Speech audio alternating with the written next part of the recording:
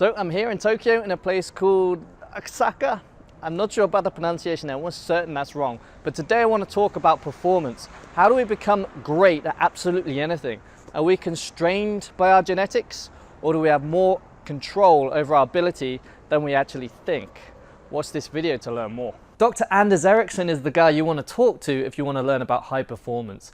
He's dedicated the last 3 decades of his life reverse engineering high performing people in all disciplines. He's reverse engineered athletes, he's reverse engineered chess players, he's reverse engineered musicians, and his conclusion from all these studies? Practice. Deliberate practice is the #1 key component to high performance. It's not innate ability, it's not genetics, it's deliberate practice. In fact, in all years of his study and all the reverse engineering that he's done, looking at all these high performing athletes and people from various disciplines, he's never found a single instance where somebody hasn't gone through years and years and years of deliberate practice to get there. There simply hasn't been this so-called prodigy. So you're probably thinking, come on man, don't tell me that intelligence doesn't make a difference for high performance.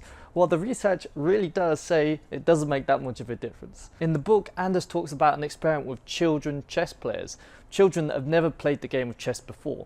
Those with the higher IQ picked the game up faster. They got to a basic understanding of chess much faster than those who didn't. But once that basic understanding of the game was reached, higher IQ didn't make any difference whatsoever. There was no correlation between how good somebody was at the game and higher IQ. But what about Mozart, everybody's favorite child prodigy? At the age of 7, he was giving performances to people on stage and he could identify any note from any musical instrument. He was pitch perfect. Well, if you actually take the time to look into Mozart's childhood, then a different picture emerges. You see, Mozart's father was an absolute fanatical musician and started training Mozart from the age of 3. So by the time Mozart was 7, he's already had thousands and thousands and thousands of intense musical practice from his father. But what about the pitch perfect thing?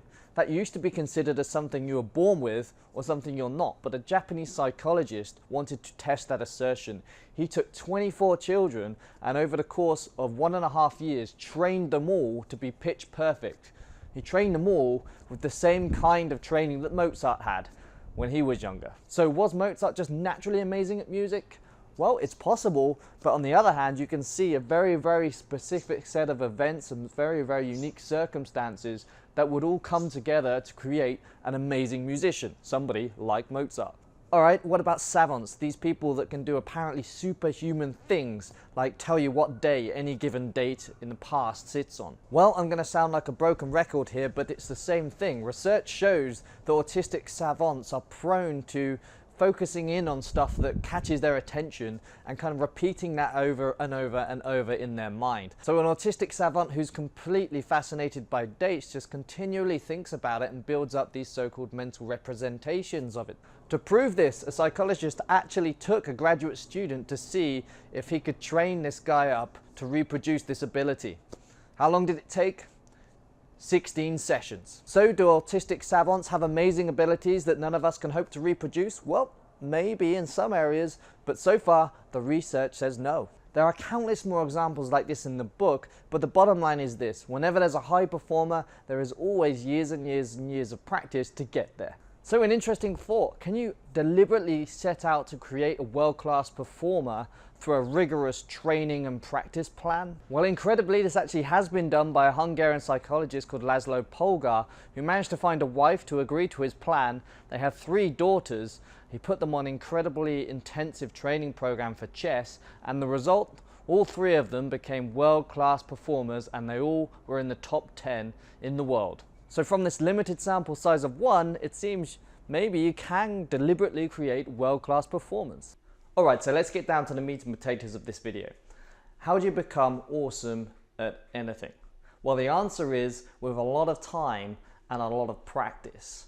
Before I go into details about this, we need to talk about a very, very common misconception about how this works. The misconception is that if you just spend long enough doing a certain thing, then you'll automatically get awesome at it over time. Unfortunately, this just isn't true. Because while spending a lot of time on something is an important part of getting good at it, it's not the only part. You also have to keep pushing yourself outside your comfort zone. If you want to get better at playing the piano, you can't keep playing that same song that you already know how to play over and over and over again. If you want to be a faster runner, you can't run at a comfortable speed, a speed that you've always been running at. If you want to be better at mathematics, you can't keep doing the same problems that you already know how to solve. And guess what? It gets worse than this, because studies actually show that if you keep doing the same thing over and over and over again for an extended period of time, your performance actually gets worse. This has been shown in doctors whereby once they've reached their qualifications and are able to practice, as the years go by in their practice, their performance gets worse. The bottom line is that putting time into something is only part of the story. You also have to do what's called deliberate practice. That's what I'm going to talk to you about now. So deliberate practice is the currently best known model for getting good at something in the fastest time possible. And really, it can be broken down into 4 main components. So the first point is that when you practice something, it should be very, very, very specific. So if you want to get better at golf, just playing rounds of golf isn't really a good way to get better. What you should do instead is break down golf into the various disciplines that it contains. So when you play golf, you drive off the tee, you take shots out of the bunker, you do putting, you do fairway shots, you do chipping. There are all these very, very, very specific parts that make up golf. You can break it down into those different components. So instead of just playing rounds of golf, which is very, very generic and contains all sorts of different skills as part of that, you would choose a very, very specific skill like putting and practice that. The second really important thing about deliberate practice is focus. You have to really focus on what you're doing. This can't be enjoyable for you. This can't be automatic. Remember I said earlier about playing the same song on the piano over and over again. That's an automatic thing. That's quite enjoyable to do.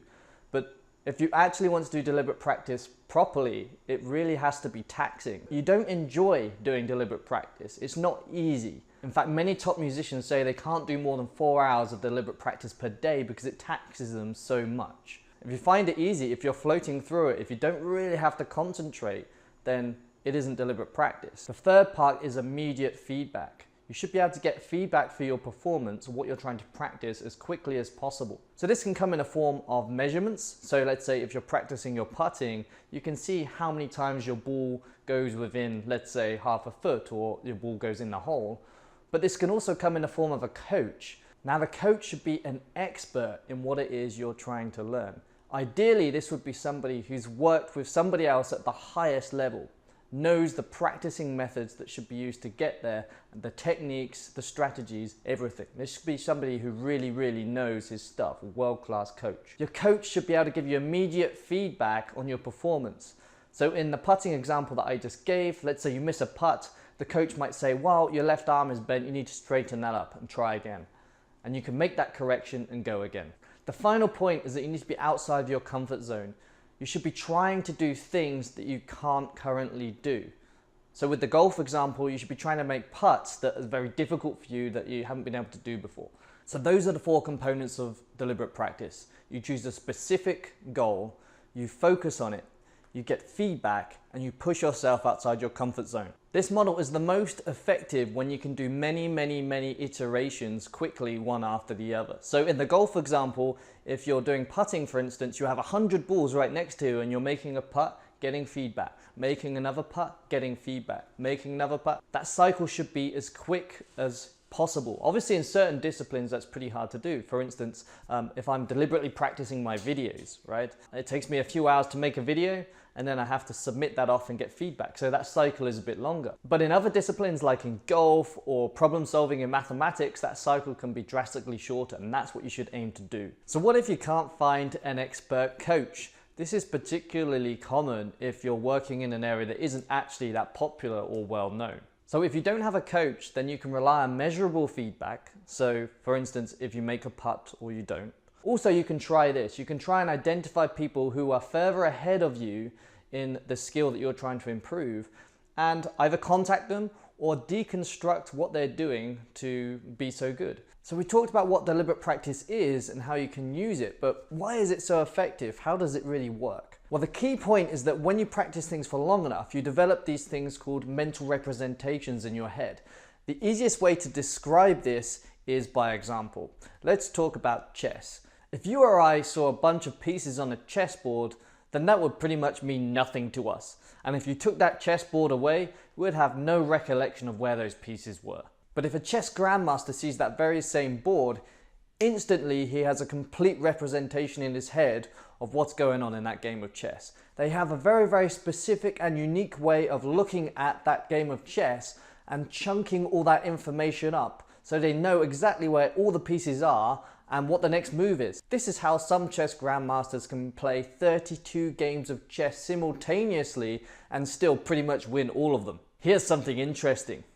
If you take that chessboard and you mess those pieces up into an arrangement that would never happen in a game, all of a sudden that chess grandmaster loses his superhuman ability. He's no better than the average person at figuring out what's going on that board and remembering those pieces if you take it away. That's all the proof you need to show that grandmasters don't just have this superhuman memory, they just have this very specific set of mental representations that work within the context of a normal chess game. So here's the thing about mental representations. It completely trumps intelligence. You can take someone with an IQ of 80 but has 10 years of mental representations built up with chess and put him against somebody else who has an IQ of 200. This guy with the IQ of 80 would win every single time. So in summary, you practice something for long enough and you start to build up a very, very unique way of looking at the situation.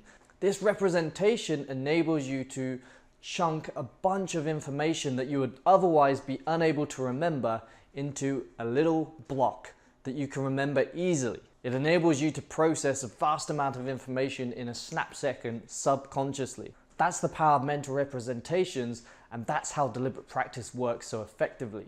So, in summary, behind every high performer, there's always a long road of practice. If you want to be good at something, then you need to spend time doing what's called deliberate practice. That means choosing very, very small specific goals, focusing on them, getting immediate feedback in the form of measurements or from a coach, and finally pushing yourself outside of your comfort zone.